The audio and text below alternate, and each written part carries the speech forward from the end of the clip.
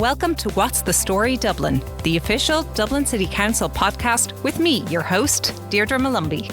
This podcast deep dives into the work of all the moving parts that make up Dublin City Council. It also shares news of the Council's latest initiatives and exciting events. In today's episode, we're looking at the role of the Assistant Chief Executive. I'm joined today by Aidan Blighe, who is one of our Assistant Chief Executives, or ACEs, here in Dublin City Council. Aidan, you're very welcome. Thank you very much. I'm delighted to be here. Brill. So I thought we'd start, Aidan, with, for those less familiar with local authorities and councils, if you could explain to us what exactly is an Assistant Chief Executive, or ACE as we'd commonly refer to the role. Okay, thank you. Yeah, so the Assistant Chief Executive is a senior leadership role, but at its core, it's about making sure the city runs smoothly and keeps improving. The position supports the Chief Executive in delivering on the Council's strategic objectives and contributes to the overall management and leadership of the Council, and the position is a key member of the senior management team. Some of the key areas that the Assistant Chief Executive, I suppose, has responsibility for, they would look at strategic planning and implementation, which is ensuring that the Council's policies are effectively translated into action. They might have operational leadership overseeing the planning and delivery of services, stakeholder engagement, representing the Council in interactions with elected members, government departments, trade unions, business leaders and community organisations. Policy analysis and adaptation, assessing the impact of internal and external changes on council operations and city development. And then, of course, governance and support, which is really important. And that's working closely with elected members to uphold the principles of good governance and help fulfil their statutory and representational duties. So it's not just, ticking boxes. It's about putting people first. You need to be fair, transparent and genuinely focused on making Dublin a better place to live, work and visit. And because it's a public sector service role, there's a strong emphasis on integrity, respect and working for the common good. But it's also a job that demands vision and adaptability. Dublin is changing fast and the Council is right in the middle of that transformation. So you've got to be comfortable with innovation, open to new ideas and ready to lead change. And whether that's through digital tools, smarter resource use or new ways of engaging with communities. You're working with elected councillors, government departments and all sorts of stakeholders. So relationship building is key. And at the end of the day, it's about being a calm, confident leader who can motivate others, make tough calls when needed and keep the city moving forward. Absolutely. Yeah, a lot of responsibilities there. And actually, just out of curiosity, how many ACEs does Dublin City Council have? At the moment, Dublin City Council has 5 Assistant Chief Executives. We've one covering culture, leisure, community and area services, then one over planning, property, economic development, one over housing, and then one over environment and transportation, and then my own brief, which is human resources, corporate services, transformation and IES. Brilliant. So you kind of touched there on you'd have kind of a key relationship with the Chief Executive, Richard Shakespeare. And would you have relationships kind of with other, managers and staff in the organisation, almost be kind of a go-between everyone, or how does that work? Yeah, it's a really close working relationship. As Assistant Chief Executive, I report directly to the Chief Executive, in this case, Richard Shakespeare. I'm part of the senior management team, so there's a lot of collaboration, strategic planning and shared decision making. At that level, you're trusted to lead major areas of the organisation. That means being aligned with the overall direction that the Chief Executive is setting for the city. With other managers and staff, it's very much about partnership. You're working across departments, supporting teams and making sure everyone's pulling in the same direction. It's not a top-down kind of role. It's about listening, engaging and helping people do their best work.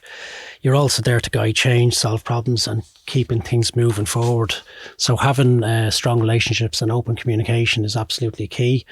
It's a leadership role, but also a connector role. You're constantly linking people, ideas and actions across the council. And in terms of my own particular brief, I have a lot of the service areas from, as I said, IS, corporate, HR, the transformation team. So really our job is to help the other assistant chief executives and the chief executive to deliver the transformation that is needed so we can continue to deliver world-class services in the city and improve those services.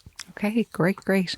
What does your work consist of on a day-to-day basis, or is it one of those, no day looks like the other? Yeah. God, since I started in local government a long time ago, no day has ever been the same. So, so honestly, no 2 days are ever the same, and that's what keeps it really, really interesting. At a high level, it's about keeping the city running and moving forward. That means working with different departments to make sure services like housing, transport, community development, emergency response, that they're all, that my team can support those functions to run smoothly. There's a lot of coordination involved, whether it's in planning long-term projects, responding to issues, or making sure we're delivering on our commitments to residents and stakeholders. So as I said, really in my role, my teams support all of the other teams to deliver on the services in the city, and absolutely no 2 days are the same. A big part of the day is also spent engaging with people, meeting with whether it's with councillors, government departments, other stakeholders, community groups, connecting with businesses. You're constantly balancing strategic priorities with day-to-day realities. There's decision-making, problem-solving, and lots of negotiation as well. And there's the leadership side, supporting staff, driving innovation and making sure we're adapting to change, especially around things like whether it's digital transformation, in particular in my own team, HR strategy, policy, corporate policies. So it's a mix of planning, people, problem-solving, all with the goal of making Dublin a better place to live and work. I'm sure people will be curious about what was the career path that led to your current role, Aidan. I'm sure that, when people start on this, journey in their career path, they don't immediately think, Assistant Chief Executive, that's the goal. But maybe it was for you. So can you tell us a bit about that path that led you to your role? Yeah, God, I did possibly a slightly different journey than some. I after school, I travelled the world for several years, and so I didn't go straight into college after school. So travelled around for a number of years, and eventually came back and applied for a clerical officer position. So I came in as a clerical officer, would have been in 25 years ago, into Dublin City Council. I've had a very journey through local government ever since. So I started in Dublin City Council. I worked in housing rents and housing allocations for a number of years. And I then moved to work in 2005. It would have been on the Fatima Mansions redevelopment, which was a major public-private partnership housing project at the time, one of the biggest housing projects in the state at the time. That was a real eye-opener, gained huge experience in community engagement and urban regeneration. Project was a major success. From there, I joined Dún Laoghaire with Down County Council in 2008.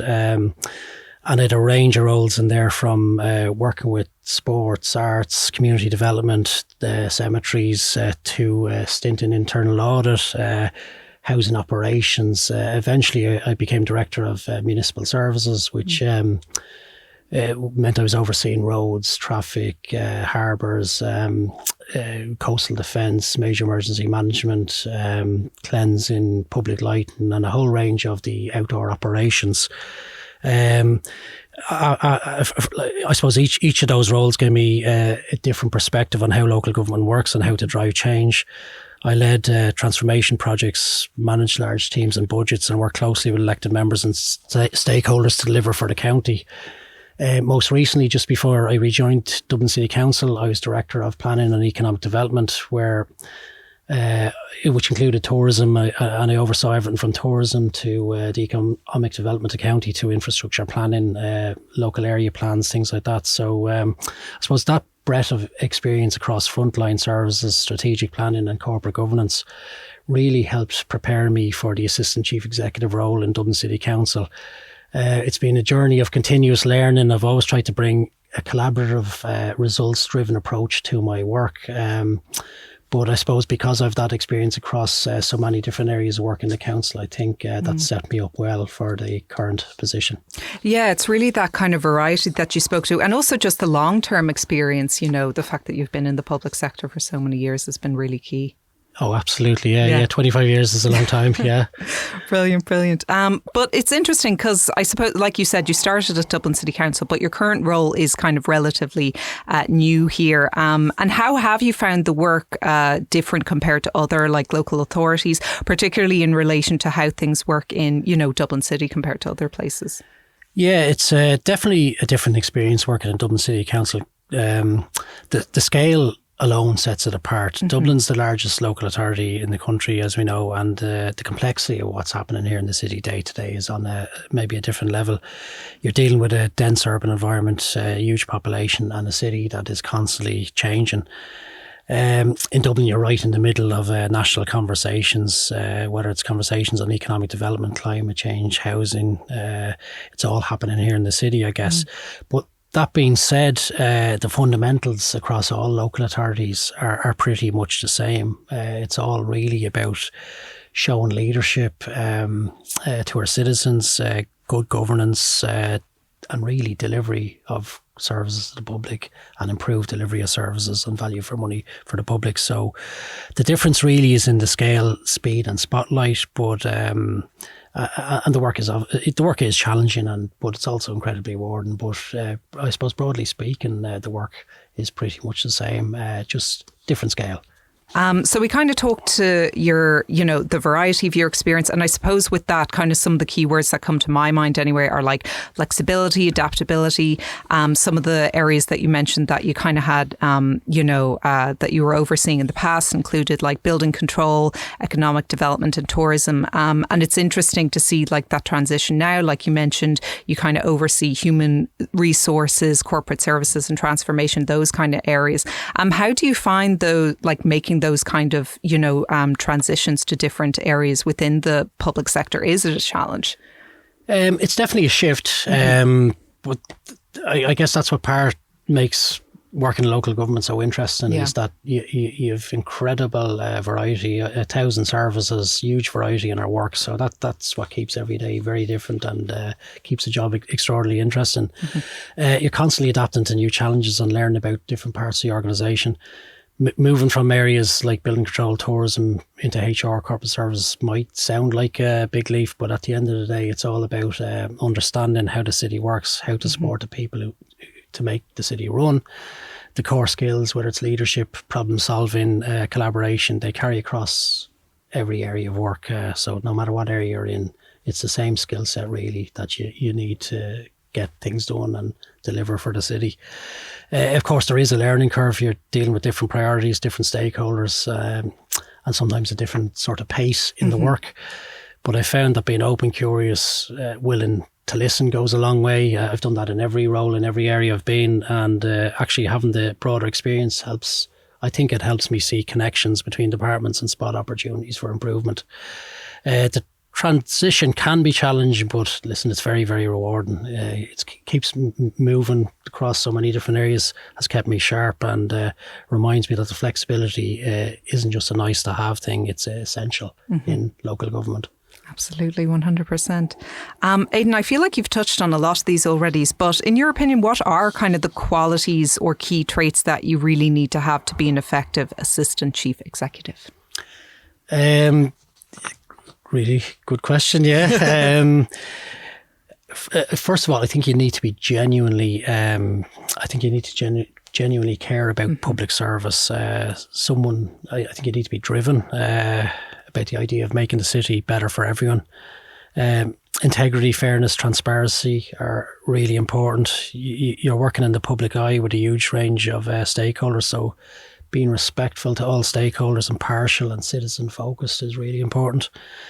Beyond that, it's like a mix of strategic thinking and people skills. You've got to be able to see the big picture, lead change and make tough decisions, but also bring people with you, bring your teams with you, your stakeholders with you, the citizen with you.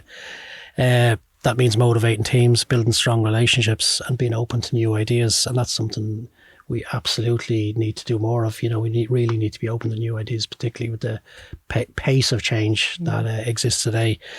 The role is fast-paced and complex, so resilience, adaptability are important, and with technology playing a bigger role in how services are delivered, having an eye for innovation and knowing how to use digital tools to improve things is a big plus. But ultimately, it's about being confident in yourself, being a collaborative leader who can balance ambition and empathy and keep the city moving forward. Brilliant. And what advice would you give to someone who wants to or aspires to become an ACE? Is there kind of any specific training that they can pursue, or does it come back to, as we've been talking about in the podcast so far, just that kind of experience, in the public sector?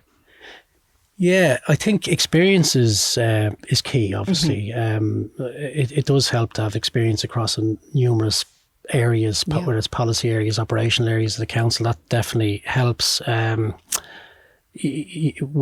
Studies can help, whether you've done management courses or business degrees or whatever the case may be, and qualifications like that, I guess, can be useful as you move up the ladder as such. But I think if someone is aiming to become an assistant chief executive, I think you need to build a strong foundation in leadership in public service. So you definitely don't need to have all of the answers on day one, but you need to be curious, adaptable and committed to making a difference. Experience in managing teams, leading projects, working across different departments or different sections is really valuable. Especially if you've had to navigate change or deliver services in complex environments. And a lot of us have had to do that, particularly in recent years with the Ukraine crisis, with COVID and things like that. In terms of training, anything that helps you develop strategic thinking, people management, decision-making skills is a plus. Understanding how local government works is obviously important, but so is being able to work with stakeholders, communicate clearly and lead with integrity. And obviously these days, particularly, I think it's more relevant than ever these days, the value of digital skills. I'm no expert myself, but I am trying to get better. I'm constantly trying to learn in this area. So being comfortable with technology and innovation is increasingly important part of the job. But ultimately, I think it's about showing that you can lead with purpose, bring people together, deliver results that matter to the city and its communities. And I think I really need to emphasise that when bringing people together, because as assistant chief executive, really you need to empower everyone around you to get the job done. So it's really a critical skill set. You can't do everything. You need to get everyone else to working together, I guess. So I suppose another thing possibly to think of as well in your career is to try and carve out a bit of time, whether it's a few minutes once a week or once every couple of weeks, to reflect on your role, where you're going, how you can continually add value, that sort of blue sky thinking. I think it's really important. We're constantly thinking back to how can I add value to my team, to the organisation I work for, and ultimately improve the city, I guess. Absolutely. And I think actually that's advice you could take regardless, no matter what kind of career path you're on. So I love that idea. And just looking at your own career again, Aidan, what are some of the projects or initiatives at Dublin City Council that you've been particularly excited to be a part of, even in recent months? Well, I guess I'm relatively new coming back in the door as such. I think I'm back in 4 or 5 months now. Wow. So not necessarily projects as such. I think one of the highlights for me have been meet and greet workshops that I've run across departments, where I've tried. It's a big enough team. I'm not sure exactly. There's 600-700 staff or whatever it is. There's a lot of staff, so I've tried to meet everyone. I've met every team, but we've also done a number of workshops, and they've been a fantastic way to bring staff together, break down silos and have honest conversations about how we work. The feedback's been really, really useful, really insightful. People, I suppose what we've discovered is that people are proud of the collaborative culture within DCC, but they really want to do more of it, which is brilliant, because I love that. I love getting people working together. They also want more opportunities to share knowledge, learn new skills and feel connected to the bigger picture. It's been great to see the engagement and enthusiasm at the workshops, and I think it's going to help shape how I think and my senior management team think about our internal collaboration going forward. Alongside that, I've been really excited to contribute to the transformation strategy, especially the parts focused on emerging technologies. There's so much really, really good innovative work going on, and has been for many years in the city. So it's really exciting to come in and to help drive that forward. We're doing some really cool work and innovative work on with Gen AI, including setting up Gen AI labs and rolling out staff guidelines and training. And really that's about helping people get comfortable with these tools and use them in ways that make their day-to-day work easier and more impactful. And Then there's the drone strategy, which is another area where Dublin is leading the way. We've established a dedicated drone unit and are exploring how drones can support services like emergency response, inspections and environmental monitoring. So while I didn't set up these projects, there's been great teams doing these for many time. They're particularly exciting to come in and I suppose help drive forward. These projects are really good examples of how we're not just talking about transformation, we're actually making it happen in ways that are practical, inclusive and future focused. Brilliant. And thank you so much for all of that, Aidan. I think we're about coming to the end now, and we always like to, finish off by looking to the future. So I suppose, what's kind of next for you? What are your own career goals and what are your goals for Dublin City Council and Dublin City? Interesting question. Yeah. For me personally, I just want to continue to learn and grow as a leader, I guess. So wherever I end up, whatever area I end up in, I guess I want to follow the work and continue to do the work that excites me and where I can feel I can make a difference. And in local government, we really can make a difference. Like it's a very rewarding career to have, and you can really see the impact of the work you do on the ground, and particularly where you're providing services where the citizens, where you see the citizens get a huge benefit from. It's incredibly rewarding. So right now I'm really focused on helping Dublin City Council be the best it can be. There's so much potential here and I want to be part of unlocking that. In terms of goals for DCC, I'd love to see us become even more innovative and inclusive. There's already amazing work going on in the city, but there's always obviously room to improve. And whether that's through smarter use of technology, better internal collaboration, delivering services on the ground a bit better, and that's something the Chief Executive is really keen on, or just making sure our service really reflects the needs of the people who live here. I suppose I want us to be known for not just what we deliver, but for how we work. And I want Dublin City to be working in an open, agile and genuinely citizen-focused way. So it's about keeping that momentum going, backing the great people who I work with across the organisation and making sure we're ready for whatever comes next. And hopefully creating an environment where staff enjoy and take pride in what they do, because I think that's really, really key. And that will help us deliver for what is our very, very beautiful capital city. Love it. I think that's perfect. Thank you so much, Aidan. We will leave it there. We really do appreciate you taking the time to speak to us today. Thank you so much. And I think we've really learned so much. Thank you very, very much. Cheers. And thanks again to today's guest, Aidan Blighe. I'd also like to extend my thanks to our audio engineer and editor, Robert Fay. This podcast was produced by myself, Deirdre Malumbi, and Michael Ryan, and recorded in the Central Library Studio. Be sure to spread the word if you're enjoying What's the Story Dublin, and to like and subscribe for future episodes. Slán go fóill.